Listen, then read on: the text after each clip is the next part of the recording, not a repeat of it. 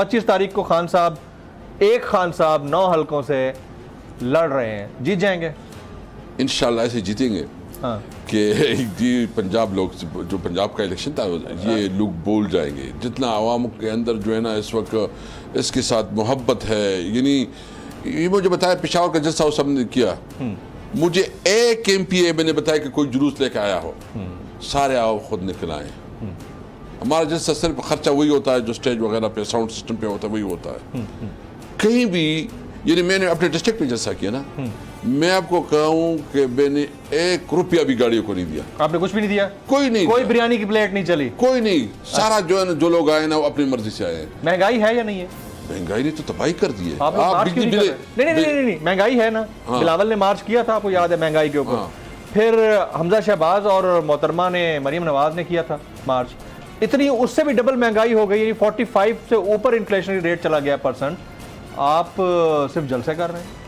देखिए आप लोग क्यों नहीं आ रहे हैं इस तरफ? देखो एग्रेसिव प्रोटेस्ट के ऊपर नहीं, हमने डिसाइड किया है क्या कि महंगाई के ऊपर हमें पूरा एहतजाज करेंगे। चूंकि ये केसेस में से चल रहे थे तो 1-2 दिन में पार्टी बाकायदा ऐलान करेगी पूरे मुल्क में। हम जो है ना महंगाई के खिलाफ एहतजाज करेंगे। इस वक्त जो बिजली के बिल आ रहे हैं जी जो लोगों के इस्तेताअत से बाहर है, मतलब कोई बिल मुझे जो है ना 2 लाख का बिल अभी आया होगा, तो मैं कहाँ से हमें आ रहा है सर, हमें आ रहा है 2 लाख रुपए का बिल। पिछले साल 1.5 लाख हमने पे किया। तो आम आदमी को 50,000, 60,000, 1 लाख रुपए तो बिल आ रहे हैं। तो ये तो एक खूनी इनकलाब की तरफ लेके जा रहे हैं। जब तक ये इम्पोर्टेड हुकूमत जो है ना इनसे जान नहीं छुट्टी, इनसे न मुल्क की इकोनॉमी जो है ना संभाली जा रही है, न इससे मुल्क की इदारे संभाले जा रहे हैं, न ये मुल्क के अंदर गवर्नेंस का कोई कर रहे हैं, न इंटरनेशनल बहास पे कोई खातिर ख्वाह कोई कामयाबी कर सके।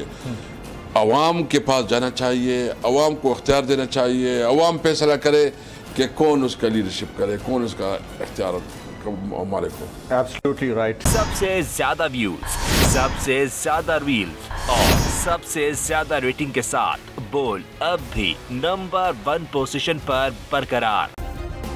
सब्सक्राइब करें और बेल दबाएं ताकि कोई खबर रह न जाए।